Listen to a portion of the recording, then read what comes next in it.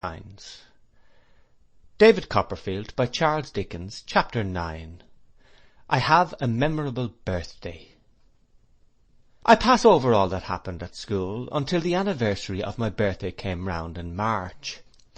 Except that Steerforth was more to be admired than ever, I remember nothing. He was going away at the end of the half-year, if not sooner, and was more spirited and independent than before in my eyes, and therefore more engaging than before. But beyond this I remember nothing. The great remembrance by which that time is marked in my mind seems to have swallowed up all lesser recollections, and to exist alone. It is even difficult for me to believe that there was a gap of full 2 months between my return from Salem House and the arrival of that birthday. I can only understand that the fact was so, because I know it must have been so, otherwise I should feel convinced that there was no interval, and that the one occasion trod upon the other's heels. How well I recollect the kind of day it was. I smell the fog that hung about the place. I see the hoar-frost ghostly through it. I feel my rimy hair fall clammy on my cheek. I look along the dim perspective of the schoolroom, with a sputtering candle here and there to light up the foggy morning, and the breath of the boys wreathing and smoking in the raw cold as they blow upon their fingers, and tap their feet upon the floor. It was after breakfast, and we had been summoned in from the playground, when Mr. Sharp entered and said, "David Copperfield is to go to the parlour." I expected a hamper from Peggotty, and brightened at the order. Some of the boys about me put in their claim not to be forgotten in the distribution of the good things, as I got out of my seat with great alacrity. "Don't hurry, David," said Mr. Sharp. "There's time enough, my boy. Don't hurry." I might have been surprised by the feeling tone in which he spoke, if I had given it a thought, but I gave it none until afterwards. I hurried away to the parlour, and there I found Mr. Creakle sitting at his breakfast, with the cane and newspaper before him, and Mrs. Creakle with an opened letter in her hand, but no hamper. "David Copperfield," said Mrs. Creakle, leading me to a sofa and sitting down beside me, "I want to speak to you very particularly. I have something to tell you, my child." Mr. Creakle, at whom I of course looked, shook his head without looking at me, and stopped up a sigh with a very large piece of buttered toast. "You are too young to know how the world changes every day," said Mrs. Creakle, "and how the people in it pass away. But we all have to learn it, David. Some of us when we are young, some of us when we are old, some of us at all times of our lives." I looked at her earnestly. "When you came away from home at the end of the vacation," said Mrs. Creakle after a pause, "were they all well?" After another pause, "Was your mamma well?" I trembled without distinctly knowing why, and still looked at her earnestly, making no attempt to answer. "Because," she said, "I grieve to tell you that I hear this morning your mamma is very ill." A mist rose between Mrs. Creakle and me, and her figure seemed to move in it for an instant. Then I felt the burning tears run down my face, and it was steady again. "She is very dangerously ill," she added. I knew all now. "She is dead." There was no need to tell me so. I had already broken out into a desolate cry, and felt an orphan in the wide world. She was very kind to me. She kept me there all day, and left me alone sometimes, and I cried and wore myself to sleep, and woke and cried again, and when I could cry no more I began to think, and then the oppression on my breast was heaviest, and my grief a dull pain that there was no ease for. And yet my thoughts were idle, not intent on the calamity that weighed upon my heart, but idly loitering near it. I thought of our house shut up and hushed. I thought of the little baby, who, Mrs. Creakle said, had been pining away for some time, and who, they believed, would die too. I thought of my father's grave in the churchyard by our house, and of my mother lying there beneath the tree I knew so well. I stood upon a chair when I was left alone, and looked into the glass to see how red my eyes were, and how sorrowful my face. I considered, after some hours were gone, if my tears were really hard to flow now, as they seemed to be, what, in connection with my loss, it would affect me most to think of when I drew near home, for I was going home to the funeral. I am sensible of having felt that a great dignity attached to me amongst the rest of the boys, and that I was important in my affliction. If ever child were stricken with sincere grief, I was, but I remember that this importance was a kind of satisfaction to me, when I walked in the playground that afternoon while the boys were in school, when I saw them glancing at me out of the windows as they went up to their classes. I felt distinguished and looked more melancholy, and walked slower. When school was over and they came out and spoke to me, I felt it rather good in myself not to be proud to any of them, and to take exactly the same notice of them all as before. I was to go home next night, not by the mail but by the heavy night coach, which was called the Farmer, and was principally used by country people travelling short intermediate distances upon the road. We had no story-telling that evening, and Traddle insisted on lending me his pillow.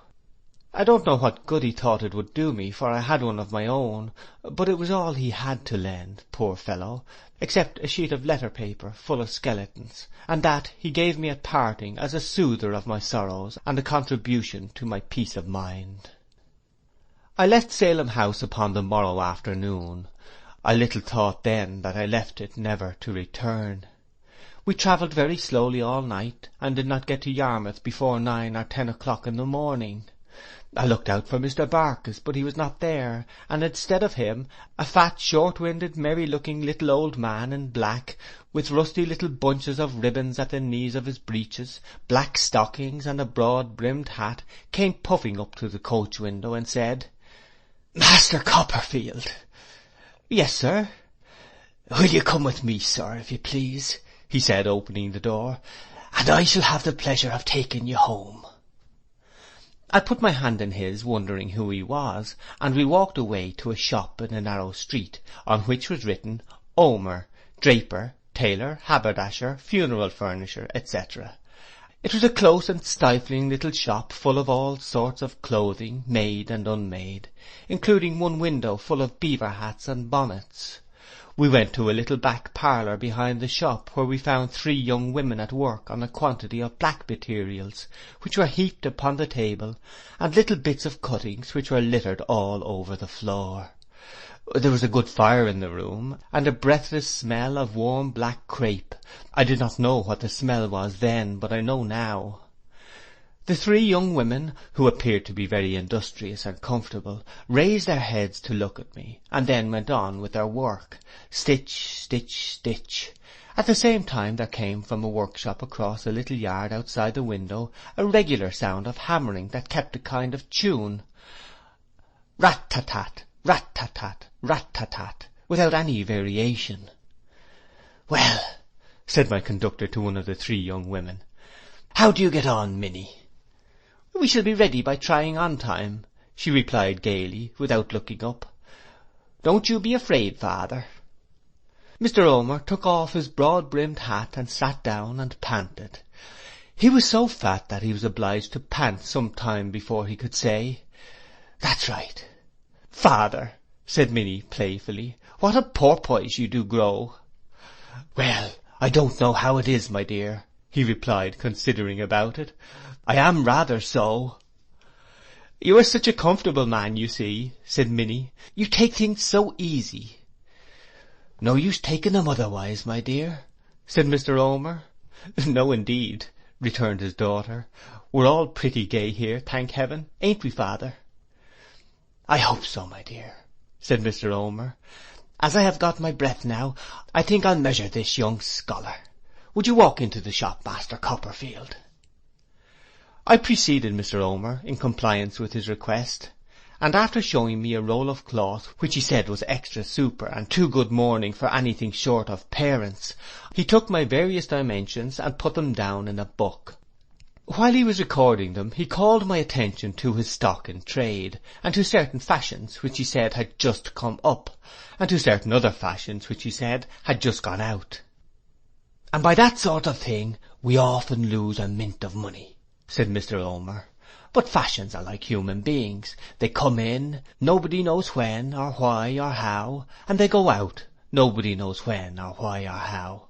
Everything is like life in my opinion, if you look at it in that point of view.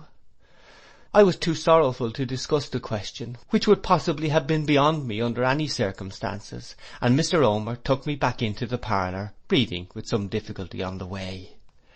He then called down a little breakneck range of steps behind the door, "Bring up that tea, and bread and butter," which after some time, during which I sat looking about me and thinking, and listening to the stitching in the room and the tune that was being hammered across the yard, appeared on a tray and turned out to be for me. "I have been acquainted with you," said Mr. Omer, after watching me for some minutes, during which I had not made much impression on the breakfast, for the black things destroyed my appetite. "I have been acquainted with you for a long time, my young friend." "Have you, sir?" "All your life," said Mr. Omer. "I may say before it. I knew your father before you.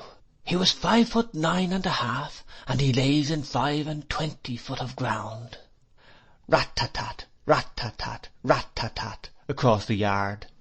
"He lays in 25 foot of ground if he lays in a fraction," said Mr. Omer pleasantly. "It was either his request or her direction, I forget which." "Do you know how my little brother is, sir?" I inquired. Mr. Omer shook his head. Rat-tat-tat, rat-tat-tat, rat-tat-tat. "He's in his mother's arms," he said. "Oh, poor little fellow! Is he dead?" "Don't mind it more than you can help," said Mr. Omer. "Yes, the baby's dead." My wounds broke out afresh at this intelligence. I left the scarcely tasted breakfast, and went and rested my head on another table, in a corner of the little room, which Minnie hastily cleared, lest I should spot the mourning that was lying there with my tears. She was a pretty, good-natured girl, and put my hair away from my eyes with a soft, kind touch, but she was very cheerful at having nearly finished her work and being in good time, and was so different from me. Presently the tune left off, and a good-looking young fellow came across the yard to the room. He had a hammer in his hand, and his mouth was full of little nails, which he was obliged to take out before he could speak. "Well, Yoram," said Mr. Omer, "how did you get on?" "All right," said Yoram, "all done, sir."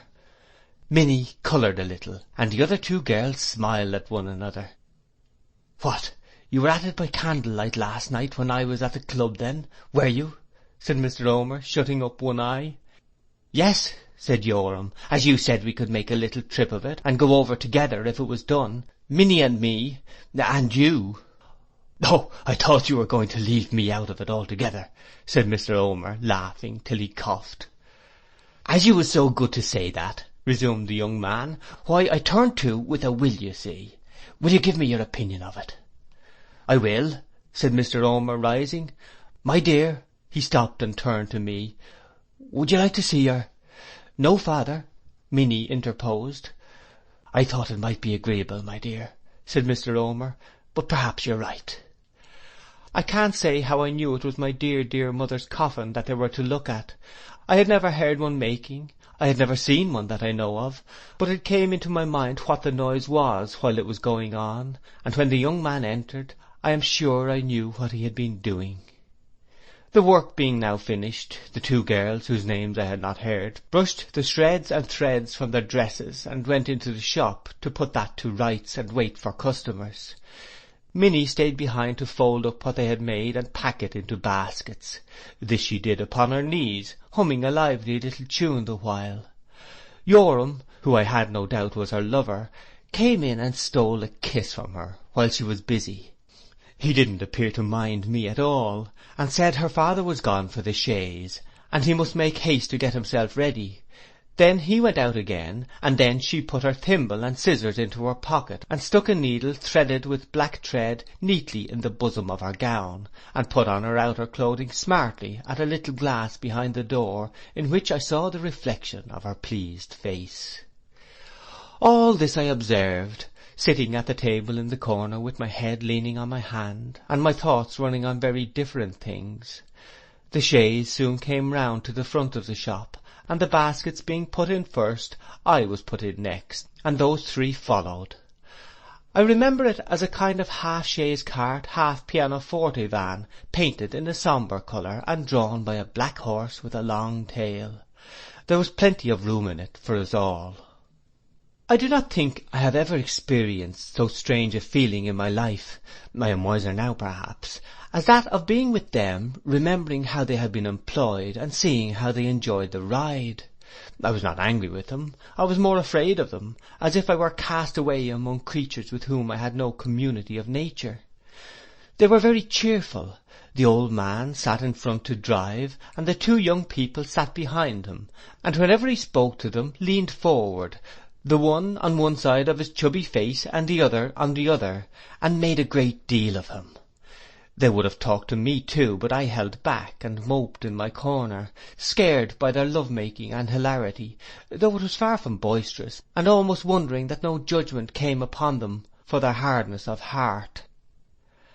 So when they stopped to bait the horse, and ate and drank and enjoyed themselves, I could touch nothing that they touched, but kept my fast unbroken. So when we reached home, I dropped out of the chaise behind as quickly as possible, that I might not be in their company before those solemn windows, looking blindly on me like closed eyes once bright. And oh, what little need I had to think what would move me to tears when I came back, seeing the window of my mother's room, and next in that which in the better time was mine. I was in Peggotty's arms before I got to the door, and she took me into the house. Her grief burst out when she first saw me, but she controlled it, and spoke in whispers, and walked softly, as if the dead could be disturbed. She had not been in bed, I found, for a long time. She sat up at night still, and watched. As long as her poor dear Pretty was above the ground, she said, she would never desert her. Mr. Murdstone took no heed of me when I went into the parlour where he was, but sat by the fireside, weeping silently, and pondering in his elbow-chair. Miss Murdstone, who was busy in her writing-desk, which was covered with letters and papers, gave me her cold finger-nails, and asked me in an iron whisper if I had been measured for my mourning. I said, yes. "And your shirts?" said Miss Murdstone. "Have you brought them home?" "Yes, ma'am. I've brought home all my clothes." This was all the consolation that her firmness administered to me. I do not doubt that she had a choice pleasure in exhibiting what she called her self-command, and her firmness, and her strength of mind, and her common sense, and the whole diabolical catalogue of her unamiable qualities, on such an occasion. She was particularly proud of her turn for business, and she showed it now in reducing everything to pen and ink, and being moved by nothing. All the rest of that day, and from morning to night afterwards, she sat at that desk, scratching composedly with a hard pen, speaking in the same imperturbable whisper to everybody, never relaxing a muscle of her face, or softening a tone of her voice, or appearing with an atom of her dress astray. Her brother took a book sometimes, but never read it that I saw. He would open it and look at it as if he were reading, but would remain for a whole hour without turning the leaf, and then put it down and walk to and fro in the room. I used to sit with folded hands watching him, and counting his footsteps hour after hour. He very seldom spoke to her, and never to me. He seemed to be the only restless thing, except the clocks, in the whole motionless house.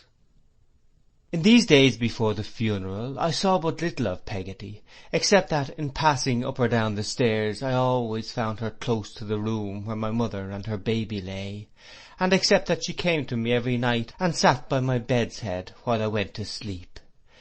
A day or two before the burial, I think it was a day or two, but I am conscious of confusion in my mind about that heavy time, with nothing to mark its progress, she took me into the room.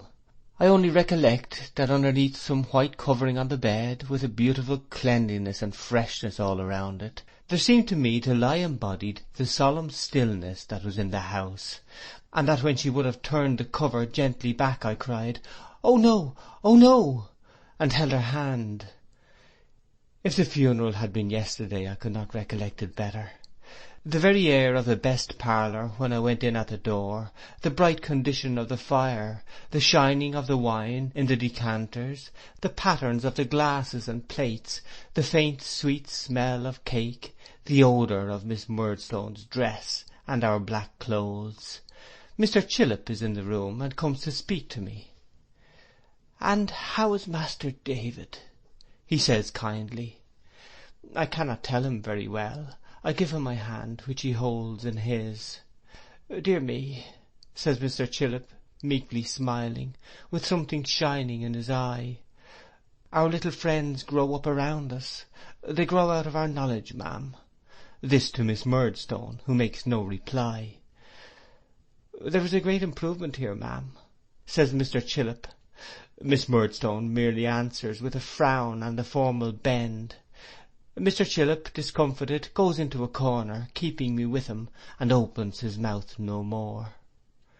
I remark this because I remark everything that happens, not because I care about myself, or have done since I came home. And now the bell begins to sound, and Mr. Omer and another come to make us ready. As Peggotty was wont to tell me long ago, the followers of my father to the same grave were made ready in the same room. There are Mr. Murdstone, our neighbour Mr. Graper, Mr. Chillip, and I. When we go out to the door, the bearers and their load are in the garden, and they move before us down the path and past the elms and through the gate and into the churchyard, where I have so often heard the birds sing on a summer morning.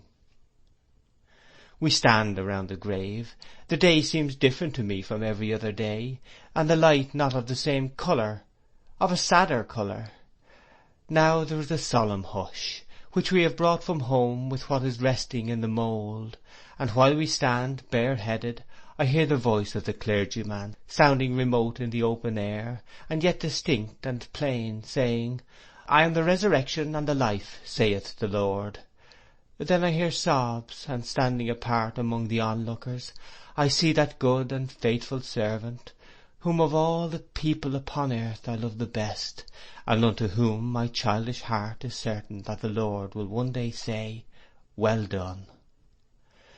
There are many faces that I know among the little crowd, faces that I knew in church, when mine was always wandering there, faces that first saw my mother when she came to the village in her youthful bloom.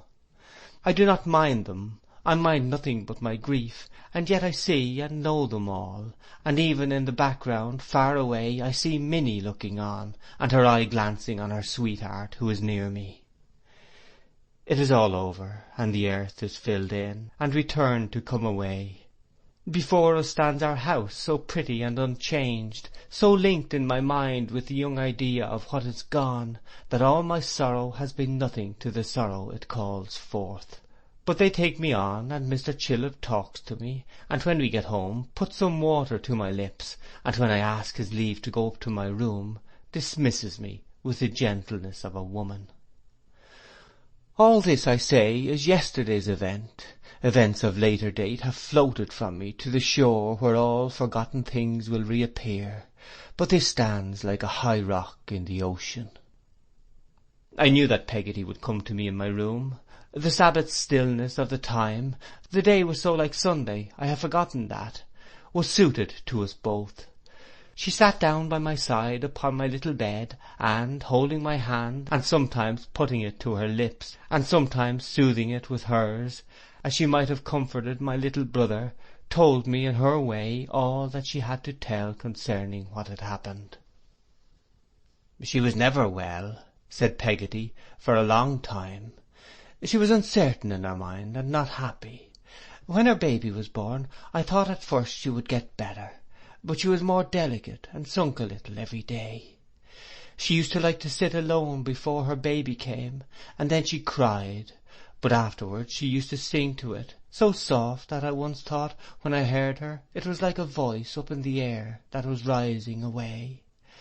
I think she got to be more timid and more frightened like of late, and that a hard word was like a blow to her. But she was always the same to me. She never changed to her foolish Peggotty, didn't my sweet girl." Here Peggotty stopped and softly beat upon my hand a little while.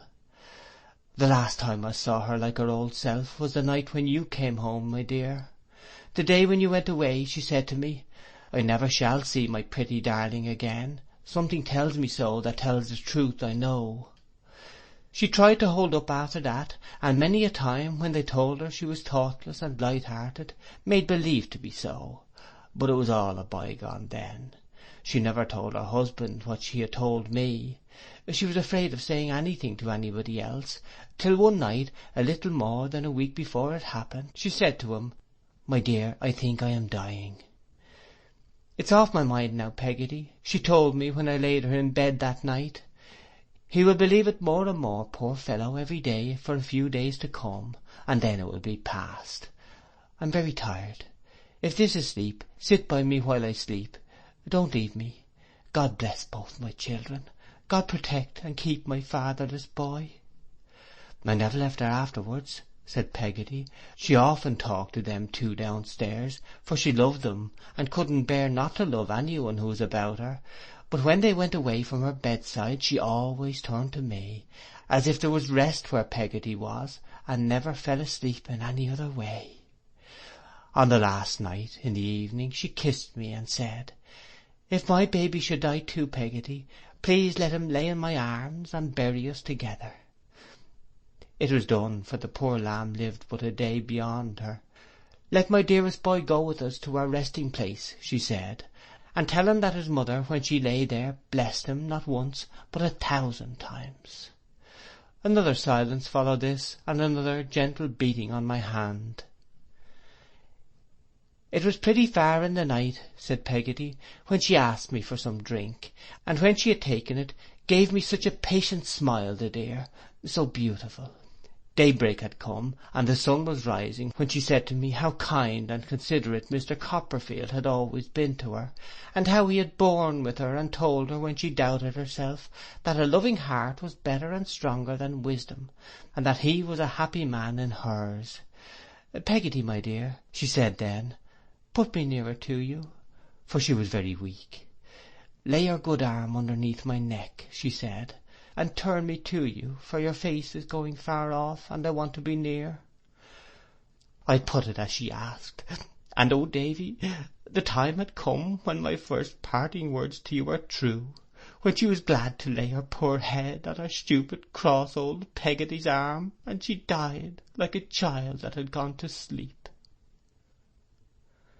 Thus ended Peggotty's narration.